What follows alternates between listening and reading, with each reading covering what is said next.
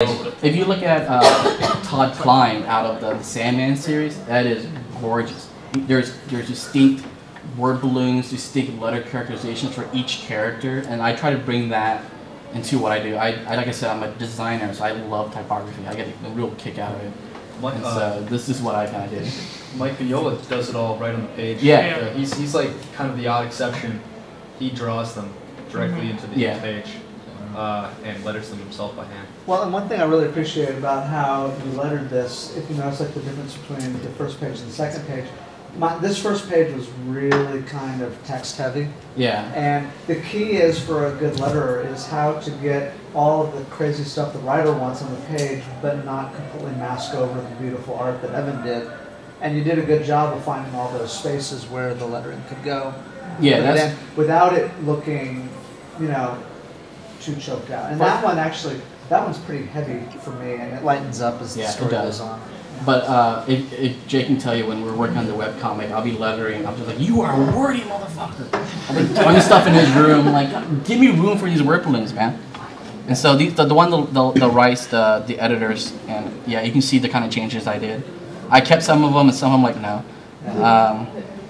And this process took about a couple days, all through email. I never met the guy. I never even had a phone call with the dude. And it's all just through emails and such. And there's certain things in lettering that you have to really be aware of, because people just throw letters on a page, and like the word, like you gotta have enough. You want a good spacing around the balloon. You don't want to be too airy unless you want to do an effect with it. Like I would shrink the word down and make the balloon bigger if I wanted to make a whisper. So that kind of effect. Captions gotta be a nice even spacing around it too, and such. Something that you would see when you do comics is the dreaded blue lines. This is what the center box is your live art area. This is what will guarantee will print. The trim, the dotted line, is where the machine will cut. And anything outside of that is called the bleeds. That may go away. So all the words have to fall in the live area to make sure it goes to print. Anything between that and the dotted line may or may not go, depending on how it cuts. And anything past that is pretty much guaranteed to go away. So there's a lot of, like, this is what I handle for our studio. I am a big technical monkey. So I do a lot of this kind of stuff. And I do all the InDesign pages for when we do indie books. Like our big anthology we printed on our own, which meant I had to put together the InDesign file, put together the PDF, send it to printer, then email the printer saying they're taking forever, and then get a proof back, make sure the proof is all right, and then okay, and then they'll go to print. So there's that aspect of the industry that doesn't get talked about a lot, because it's a lot of technical jargon, a lot of stuff that people don't want to do. It's a lot of jobs that, if they're done right, you will never know they were ever done at all. If they're done wrong, it will look weird. Yeah. Like a good, you will not know why it's wrong, but you will know it's wrong. Yeah, you can always spot a bad letterist, but you can never really spot a good letterist, because you don't really see it. Same thing with inks too. And that's it for me. Okay, we've run late, but do we have a minute to ask a couple of questions? Of course. Anybody? I'm okay. Kyle. Go ahead. No, yeah, my question is for the panel, whoever wants to answer. Dan had all these fancy gadgets that do really well with things like novels, and it seems like comics, unlike all these other novels and even movies and audio, like it's so tied to the media and to the book, and not just the color and stuff that those devices will get to eventually, but the rhythm of the pages and all this stuff. Do you see it going? And is there something out there that's going to happen that allows me to download? I just talked with a guy. It was funny. I was I was writing on my blog, and I was complaining about smartphone comic readers.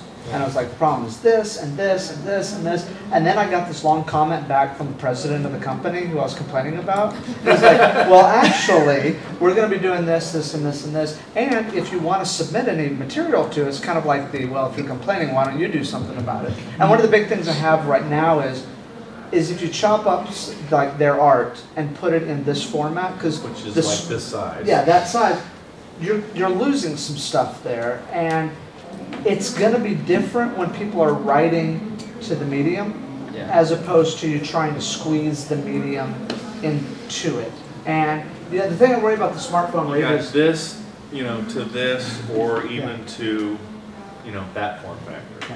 Like I would write differently for a Kindle than I would for a large book. And they're actually, they're starting to they're starting to actually sell graphic novels for the Kindle, written for the Kindle with the proper perspective, size, the grayscale that you have. And the other thing to keep in mind about those smartphones is my battery life is like 10 minutes and then it dies on me. So I really can't read, the entire Sandman collection on my smartphone. It would be stupid.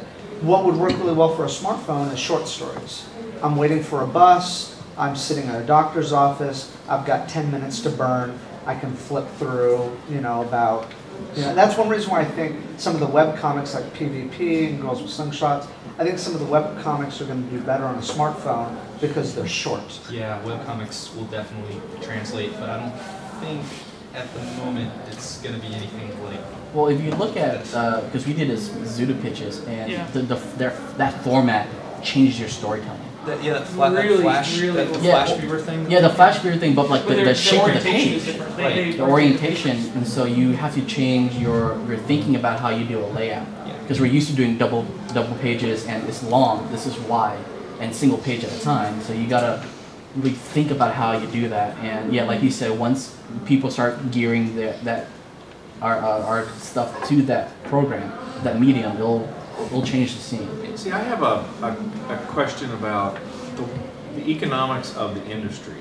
Right? You've talked about how difficult it is, how time-consuming, how much work is involved. There are actual, I guess there's organizations out there to support your local comic book artist kind of thing, memberships, that kind of stuff. And the argument, like with writing and blogging and that kind of stuff, where these types of devices really work well for that, it also opens up a whole new economy for those writers and bloggers, et cetera, et cetera. Will there be a type of a graphic novelist or comic book artist that sort of evolves from this, that produces stuff for this medium that kind of bypasses, all the other, the publishing houses, the cost of the inks and the materials, and getting straight to the device, you make the money off of it. You don't have to go through multiple. So that's essentially happening with webcomics. Right. Yeah, that's pretty. I mean, it's happening with webcomics. I have one question for you guys. Is like, just because all this stuff is happening, right? You've got all this digital thing. Are you guys seeing comics kind of float across all the mediums and go back and forth? Like you have a webcomic turn into something like this, and then turn it like, well, obviously that's a big thing right now. It's Hollywood movies. So are you seeing that storyline? One, are you seeing that? Do anthologies with their collections. So. Well, no, and that's one thing. But are you like, is that changing how you're writing stuff? And is it getting bigger in that sense also?